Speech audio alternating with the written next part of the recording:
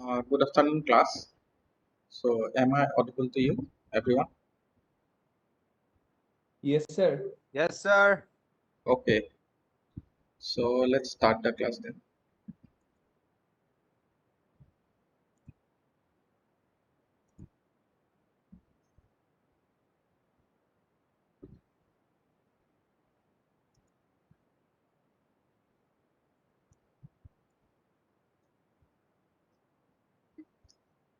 In the previous class, you may have remembered that we have discussed about the different religions of ancient India.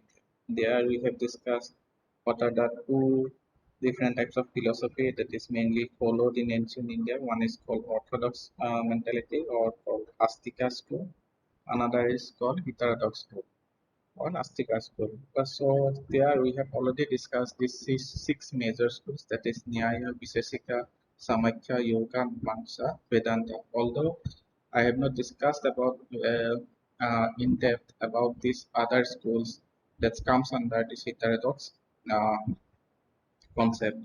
And in India, there are five major schools. These are Jain, Buddhist, Ajivika, Ajnana, Charvaka. So today we are going to briefly discuss what do we mean by this Hinduism religion, and after that we are going to discuss these other different form of school, that is apart from these six Orthodox schools. We are going to discuss this uh, Jain, Buddhist, and this heterodox school. So this thing I'm going to share this PDF to you. You can go through this on your own. Although I have already discussed all these things in my previous class. So let's start from this Hinduism. So what actually Hinduism? Actually Hinduism comes under the philosophy of orthodox mentality of ancient Indian religion. Adopts, follows, and promotes all six groups. So in Hinduism, in the group of Hinduism, all six groups under comes under this Hinduism school. It refers the Vedas. So what is the main? If you remember, what is the main difference between this Orthodox and Heterodox? This Orthodox mentality actually believe that Vedas are the ultimate source of knowledge, and they refers Vedas as the prime supreme authority. But apart from this orthodox mentality, heterodox school actually does not recognize the authority of Vedas in their religion. So this is the main difference between these two schools or these two belief systems. It believes in existence of many gods and goddesses. So you may have known that in Hinduism, so it is a same as there are 33 crores Devi and Devtas. So we actually, the Hindu person actually believes in many god and goddess system. Apart from this, others system, other religion that they believe only one or single god system. Observe ideal worship. So in Hinduism, we do ideal worship, or we do these sculptures of idols of different gods and goddesses, and we worship them. Follow rigid rituals.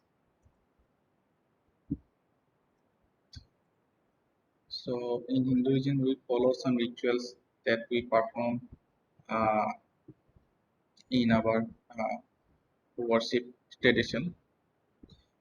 Hinduism is not organized religion, has no singular systematic approach to teach its value of the system. So there are so many branches of Hinduism, so it is very difficult to categorize them into a one religion system.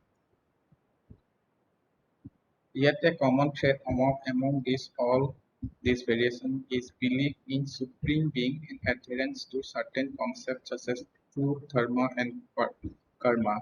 So apart from these similarities in different branches of Hinduism, there is some common ground is that they all of them believes in a supreme being or gods, and also they adhere to the concept of truth, dharma, and karma. So three things are common in a different type of Hindu culture.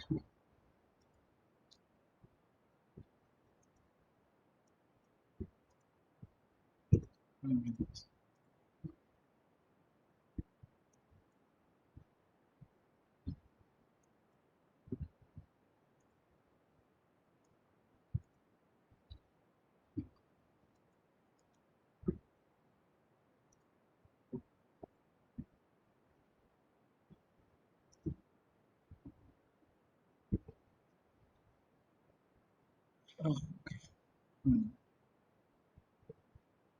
Heterodox school. So, pertaining to creed, beliefs, or teaching, the schools do which does not recognize the authority of Vedas in their religion. There are five major schools of philosophies in heterodox school of religions. So, there they are Buddhism, Jainism, or um, Ajivika, Ajnana, and Charvaka. So, we are going to discuss one by one each of them. So first we are going to discuss about the Jainism. Known as Jain Dharma means path of victory. The meaning of Jain is the path of victory. Refers to the path of victory or salvation in crossing over life stream or rebirth by destroying karma through the ethical and spiritual life. So in Jainism, it is believed that if you do good deeds, good karma, so you will get rewarded in your next reincarnation or next rebirth. When you die, they believe that our soul does not die, and uh, we will uh, born again in a different form of uh, that is different form of body. So we will get a very prosperous life in our next rebirth. So they believe in good karmas and ethical and spiritual life. Believe in 24 victorious savior, founders and teachers known as Tirthankars. So they believe that there are 24, that is founders or teachers are existed, which are known as Tirthankar, who spread the knowledge of Jainism among these people, among the general people. Tirthankara signifies the founder of Tirtha, the foundable passes. So actually, these people are the founder of this Jainism, who give the way to salvation to these general people in the form of their knowledge, and they're spreading their knowledge across different uh, uh, groups and types of people that existed in that time. The first Tirthankar being or the Tirthankar was Rishabhanand, which is after that there are 22 more Tirthankars existed. The 23rd being was Rishabhananda in 1900 BC. So 23rd Tirthankar was born in 1900 BC, and the last and the most important Tirthankar is Mahavira. So actually, it is believed that Mahavir is the founder of Jainism, although there are 23 other Tirthankars existed before Mahavira. The Mahavir was believed to be exist in and around 500 BCE, this before Christ. Believes in eternal dharma. Their religious texts are called agamas. So they also believe in five different vows. These vows are ahimsa. The meaning of ahimsa is non-violence, or aparihansa, or non-attachment, or the attachment from non-attachment from different material things. Uh, that is wealth or uh, money, all these things, non-attachment from this thing. Satya, that is truthfulness. Asurya means non-stealing, or in the current in the in non-stealing, or it also means that we do not deceive another people. We do our right thing in our life. And the last one is the brahmacharya or celibacy. So they also believe in celibacy. That means that they don't marry in their entire life. They most of them are vegetarians and they don't harm any single animal. Motto and belief that function of soul is to help one another. Their motto and belief is to help one soul to another to get moksha. It is uh,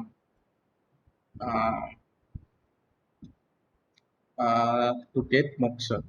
One common basic prayer known as Namakara mantra. There are two sub-traditionals are Digambaras and Svetambaras. So Digambaras are the persons who adopt this Jain Dharma but who does not wear clothes. And Svetambaras are the person who adopts Jain Dharma who wears only white clothes. So these are the two differences between these Digambaras and Svetambaras. Although there are some philosophical differences are there, but we are not going to discuss in depth about this in this class. So next type of heterodox religion is Buddhism. The founder of Buddhism is Gautam Buddha, he is also known as Siddhartha, who lived in the kingdom of Pali at that time. He was a monk, medicine, begging person, sage, philosopher, teacher, and religious leader. The world's fourth largest religion, and 7% of the global population follows it. So the Buddhism is the fourth largest religion in the world, and globally the 7% population of world follow the Buddhism principles. The basic truth of Buddhism, which are are three universal truths, four noble truths, and noble eightfold path. So let us discuss this thing one by one. First, we are going to discuss about these three training or practices or three universal truth. The first one is Sila. Sila means virtue, good conduct, and morality. This is based on two fundamental principles. The principle of equality, that all living beings are equal. The principle of reciprocity, this is the golden rule of Christianity, and do unto uh, others as you wish to them to do unto you. It is found in all major religions. So Sila means there are two principles that belongs to Sila. First thing is equality, which believe that every living beings are equals and everyone has equal right to live and use the resources of our world.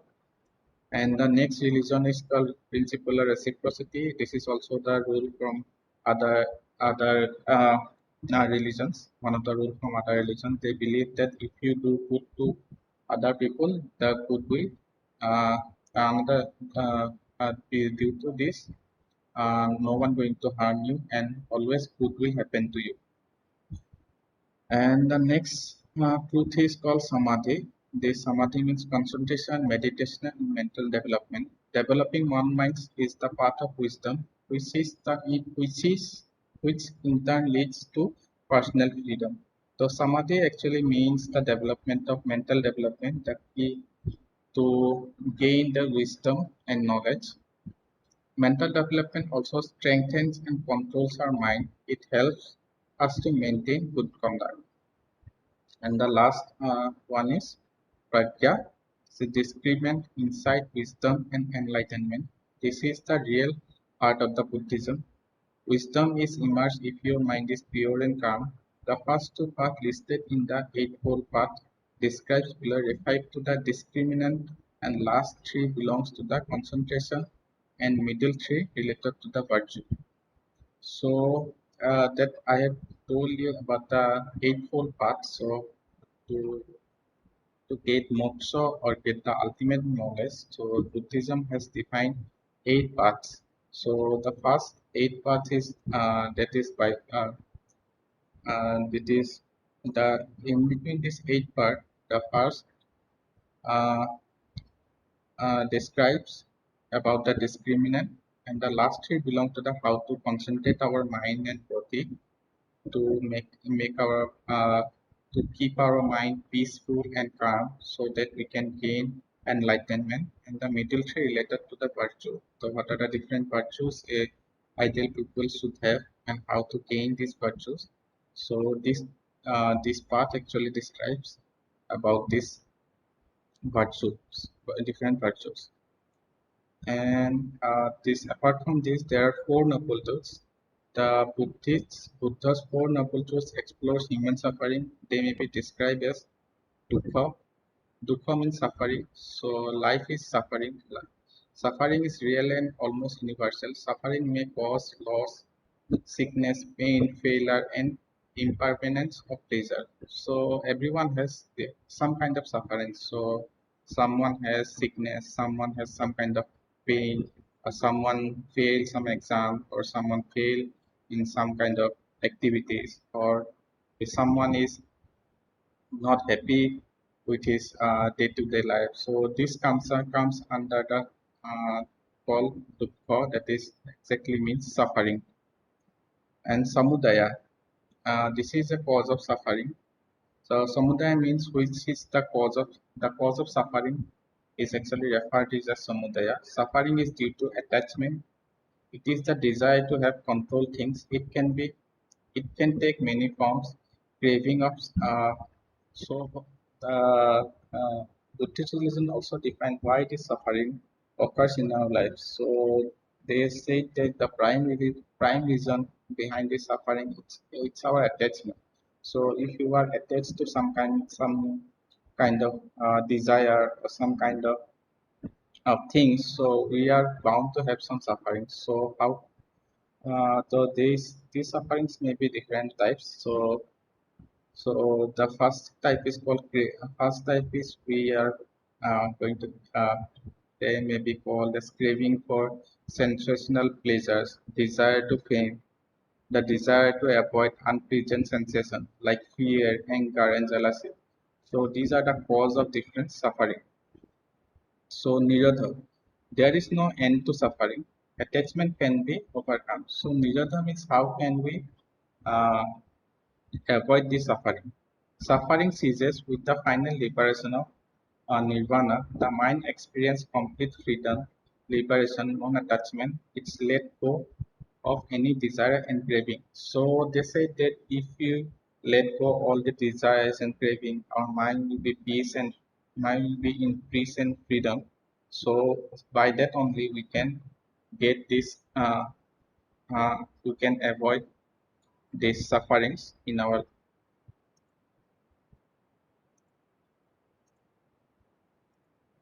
life. And last one is Magga. In order to end suffering, you must follow eightfold path. There is a path to accomplish this thing. So I have told you about this eightfold path before. So this actually describes what are the different eightfold paths we must follow to end this suffering.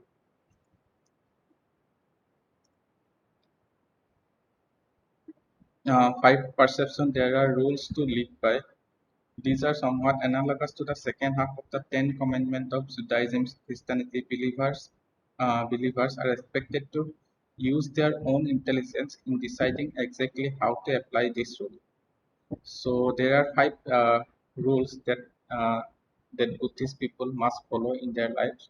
The first rule is do not kill. This is sometimes translation as not harming or absence of violence. So do not kill does not apart from not killing any person or any animals, it also implies that not harming any person or animal or absence of violence or mm, and the next thing is do not steal. This is generally interpreted as including the avoidance of fraud and economic exploitation.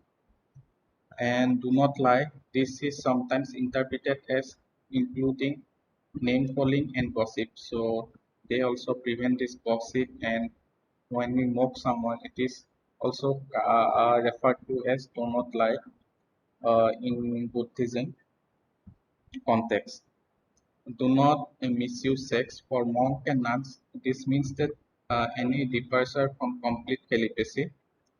For laity, adultery is forbidden, along with any sexual harassment or exploitation, including that within marriage. and do not consume alcohol and other drugs. The main concern is that intoxication cloud our minds. Some have included it as a drug and other method of divorcing ourselves from reality and reality. Example, movies, television. So last rule is called we should not consume any drug or any alcohol in our life. So what happens? It actually toxicate our mind, our thinking process. So we don't know. After that, we don't have the ability to decide what is wrong and right in our life. So they actually in Buddhism, it is not allowed to consume drugs and other kind of narcotic thing. And apart from the Jainism and Buddhism, so another form is called Ajivika, an ancestral sect of emerged. It is an ancestral sect emerged in India about the same time as Buddhism and Jainism.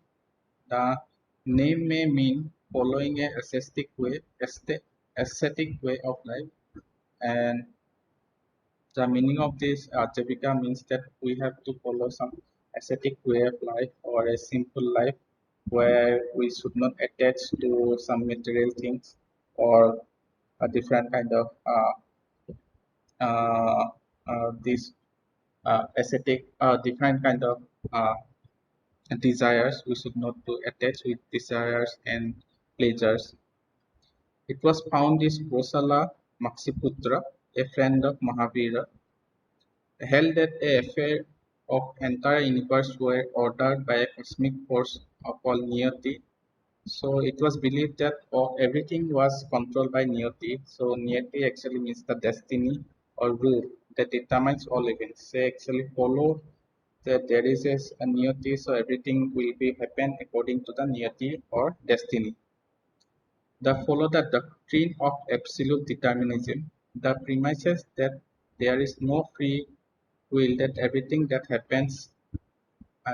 happened is happening and will happening in entirely preordinated and a function of cosmic principles. So they believe that everything is happening, it is uh, written in our destiny, and we are not going to change this thing, change this in. So what is happening? Yeah, what has happened is all depend on our niyati, and what is going to be happen. It is also depends our destiny. They believe that every living being has an atma, or atma means soul. So got popularity during the rule of Mauryan Emperor Venusura at 4th century BC.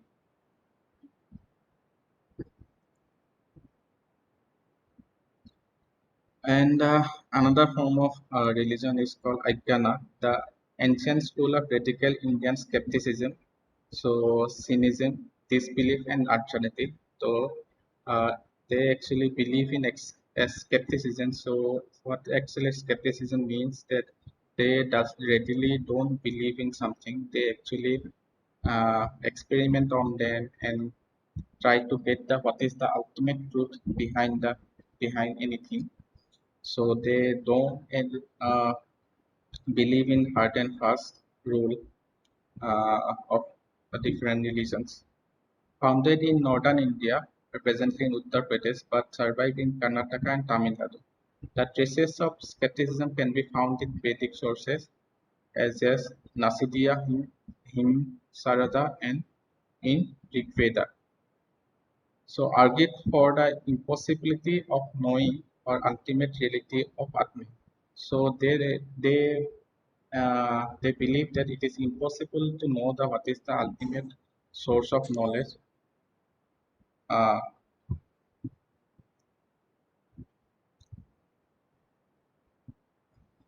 Claim that the possibility of knowledge is Okay, doubtful okay. since yeah,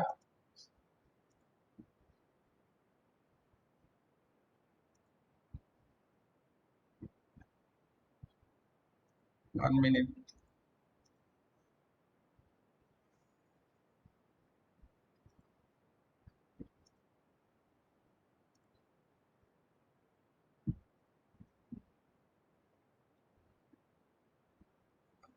There are four main school thoughts: Kariveda, Akriveda, Ajnikavadya, and Vinaikavadya, and their subgroup must have existed.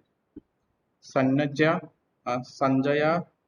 uh, Balatiputta or Sanjaya Balatiputta, literally Sanjaya and Balatha clan, also referred to as Sanjaya Viratiputra, was an Indian ascetic teacher who lived around 6th century BC in the region of Magadha. He was contemporaneous with Mahavira, Mekhali Gosala, and Buddha, and was proponent of skeptical Ajnana school of thought. Was Tattvaladva, a minister of court of King Azatu, uh, Azatustra,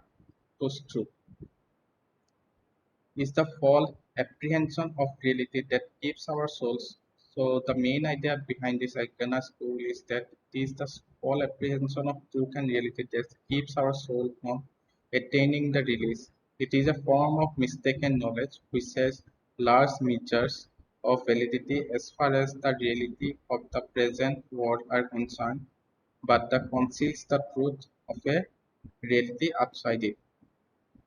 And the last one of the in the different kind of heterodox philosophy religion is Charvaka, also known as Lokayata, widely known, is an ancient school of Indian materialism. Holds a direct perception and empiricism, empiricism and conditional inference as a proper source of knowledge. Embraces philosophical skepticism, reject ritualism and supernaturalism. So they believe in skepticism. They are very skeptical and they actually reject different. They don't follow different rituals or any supernatural power. Rejects the notion of afterward karma and liberation. They also does not believe in karma and moksha. Brihaspati is usually referred as the founder of Charvaka or Lokayata philosophy. Primary literature of source of Charvaka is Brihaspatra Sutra. Brihaspatra Sutra. Its doctrine has disappeared by the end of medieval period. So actually, this is the Charvaka is disappeared in the medieval period. Rejection of inference as a mean of established valid and universal knowledge and metaphysical truth had a variety of aesthetic and materialistic beliefs, had a perception and direct experiment to validate a reliable source of knowledge. So they also don't very skeptical about different kind of knowledge. They want to validate and experiment on the subjects before they are going to believe it is knowledge. So I think this will be it for today's class. So next class we are going to discuss about different kind of that is cultures, that is paintings and sculpture of that exists in medieval period of ancient India. So you may put your attendance in the chat box and leave the class.